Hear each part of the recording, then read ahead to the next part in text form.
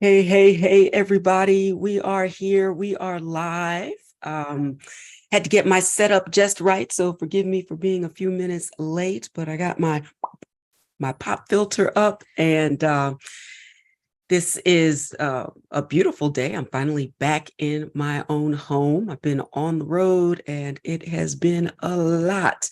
So I'm excited to be here so that I could uh, be in the best place and space with good visuals. Let me know in the chat if you can hear me and see me.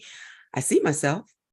And last time I did this, I went on for a good 5-ish minutes before I realized nobody could hear me but me. So I want to make sure that I am live and direct, and I think I am. So let's get this party started. Here we go. Let's get this party started. There we go. All right. So this is Mythbuster Mondays. That's a bit of a tongue twister. And I have a few things that I want to talk about today because in this series of busting myths, I'm taking you through a journey of my book, Digital Money Demystified, due out on physical and virtual shelves on October 24th. I have two exciting virtual launch party options for you. The main event on October 24th at 7 p.m. or excuse me, at 8 p.m. Eastern time. Go to advantageevans.com/activate.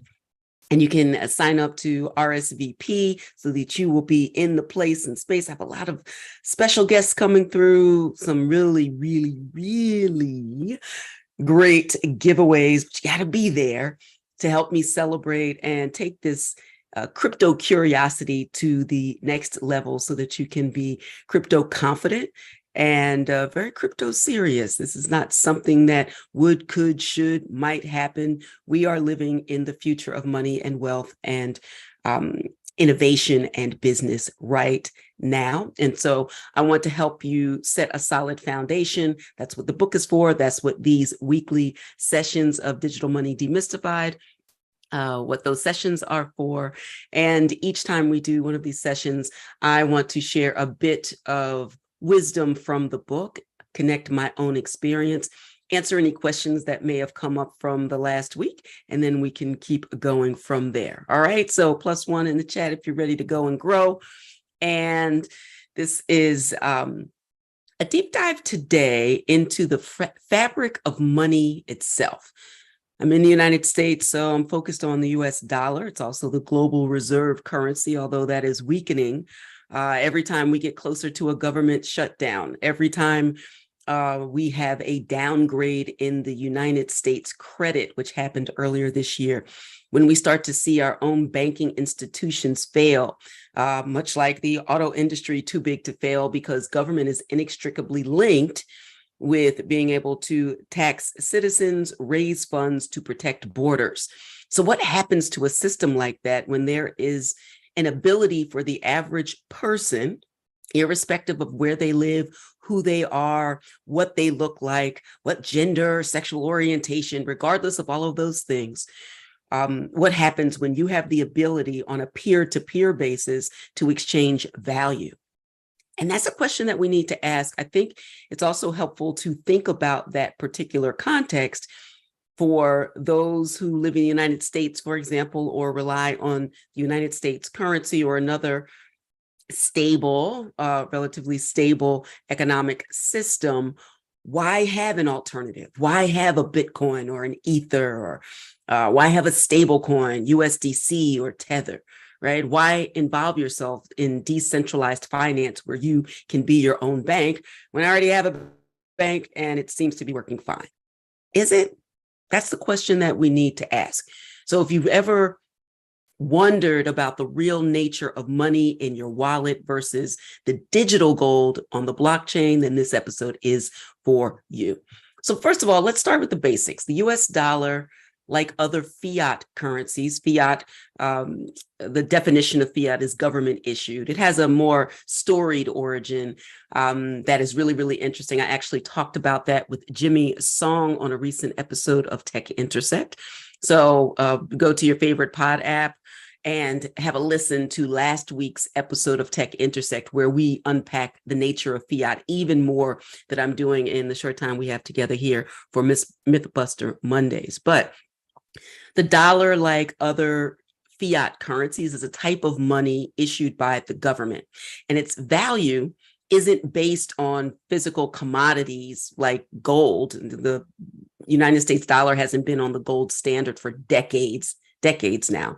So it isn't based on the physical commodity, but rather the trust and credit of the economy of that particular government, the full faith and credit of the United States, even though in maybe 40 days or so, we'll be up against the brink of another government shutdown where we can't pay our obligations, and government workers all around the country are furloughed, and we can't do the necessary things we need to do for military infrastructure. And we now have this horrendous conflict going on between Israel and Palestine. So on the Gaza Strip. So this is a very, very complicated and complex time.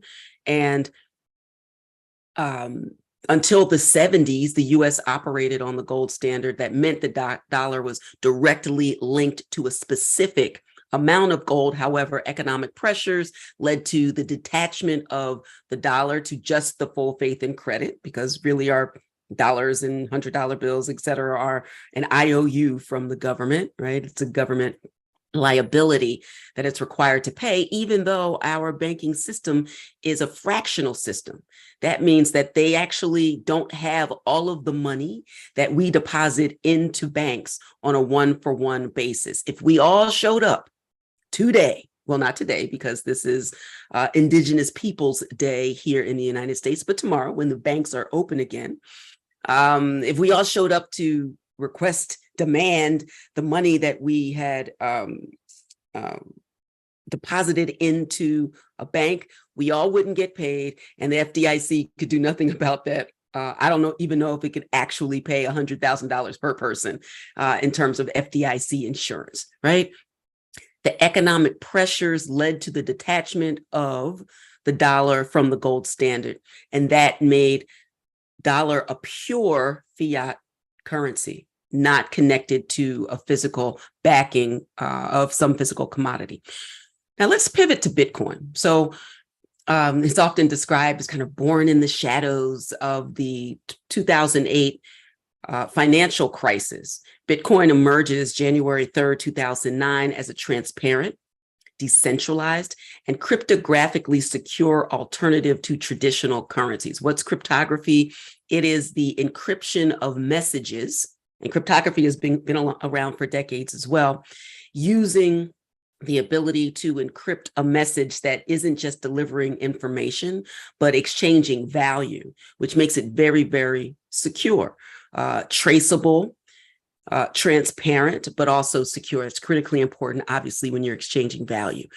It's the difference between using peer-to-peer technology to exchange MP3 files or exchanging value, real hard sound money, without needing some type of central authority or some middle person.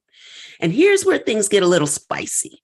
Bitcoin is distinct from the US dollar in several really important and key ways. And those are decentralization, limited supply, and transparency and security. So first, decentralization. Unlike a government-issued currency controlled by governments and central banks, Bitcoin operates on a decentralized network of computers. We have the Bitcoin network, which is software, and the Bitcoin network is tracking transactions and balances. That's what a blockchain does. It's a decentralized or distributed way to store, maintain, verify, and secure information. Think of it very loosely as like a group text.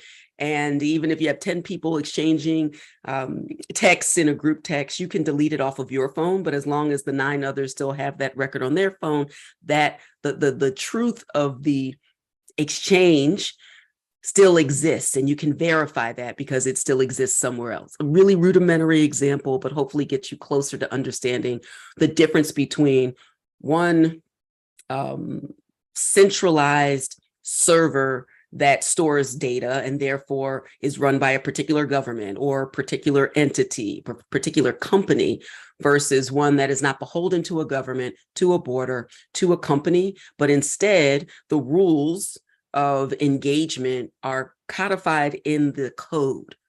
And there has to be consensus on that among that community to verify transactions, to verify and secure and validate. And so that is really, really important, the way that Bitcoin and other cryptocurrencies operate in a decentralized manner. Then you have limited supply. The total supply of Bitcoin is capped at 21 million. That's embedded in the rules, the software protocol, meaning no more can ever be created. And contrast that with fiat currencies, where we hear like the money printer printed in unlimited quantities. Alan Greenspan is famously said that the United States government will actually never default on its debt because we can always print more money. But when you print more money, and that is uncertain and that is unstoppable, then it waters down the value. Think of maybe the home or the apartment that you're sitting in if you're renting, for example. It's the same place. I would argue that it's not even as great as the place where you first move in and the walls were fresh with paint and the floors were immaculate and your stainless steel appliances, et cetera, et cetera. But each year that passes and those things aren't replaced, you're paying more because the rent is going up, but the place is actually depreciating. Or the wear and tear, the natural wear and tear is built in, but you're paying more. That idea is, and then think final point here of the inflationary cycle we find ourselves in, where things are costing more.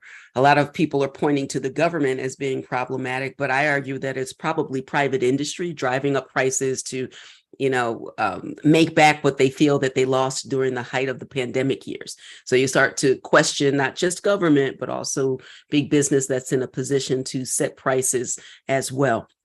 That cannot happen in a Bitcoin environment, for example. And then finally, transparency and security. All Bitcoin transactions are recorded on what's called a public ledger. A ledger is a record, a public facing record. You can go to the Block Explorer and see blocks roughly every 10 minutes that are aggregating any transactions that have been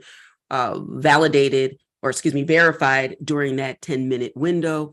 And sometimes that's hundreds, that could be thousands of transactions. That depends. It's roughly analogous to when a merchant is processing credit card payments. It's at least verifying that you have money sufficient to finalize your transaction, but they still, at the end of regular time intervals, have to batch all of those transactions to submit. It'd be too unwieldy and it wouldn't be cost effective or time effective to do each single one to validate and then verify and then close. So those are batched in various time intervals. Bitcoin and other cryptocurrencies work in that way as well. And those transactions and balances are recorded on this public record, also known as a ledger. That is a blockchain. It's transparent, it's immutable, it's secured by advanced cryptographic techniques. We talked about cryptography a bit earlier as well. And so now remember the 2008 financial crisis that I mentioned earlier. It's really important to understand that Bitcoin wasn't just a random, haphazard invention. It's created in a direct response to the inherent vulnerabilities of the traditional financial system. It is focused and inspired by cypherpunks who were very vested in financial privacy, autonomy, self-sufficiency, self-determination that is not beholden to a particular government or a corporation, not trusting a government or others to take care of you and to not worry your pretty little head because everything's going to work out. We are living in a time that is showing again that things aren't working out. And there's a lot that we don't know. But what we do know should not make us scared, but definitely in the mindset to be prepared, not scared. Let's go with that, right? That we have this creation of the ability to manage money, to transact across communities, across borders, and to counteract or leverage or kind of balance out the vulnerabilities in TradFi or traditional finance. The very first block of the Bitcoin blockchain, called the Genesis block, contains this message, this beautiful message from Satoshi Nakamoto, whoever he, she, or they are. And it references a newspaper headline about the 2008 financial crisis. And it reads, "The Times, 3/January/2009, indicating January 3rd, 2009, and citing a headline from the Times, "Chancellor on the brink of second bailout for banks." And it's signaling so eloquently in the notes area where you are broadcasting your transaction. And this was the first transaction ever broadcast, that it wasn't just a timestamp letting you know the date and time. This is a powerful message about why Bitcoin was created.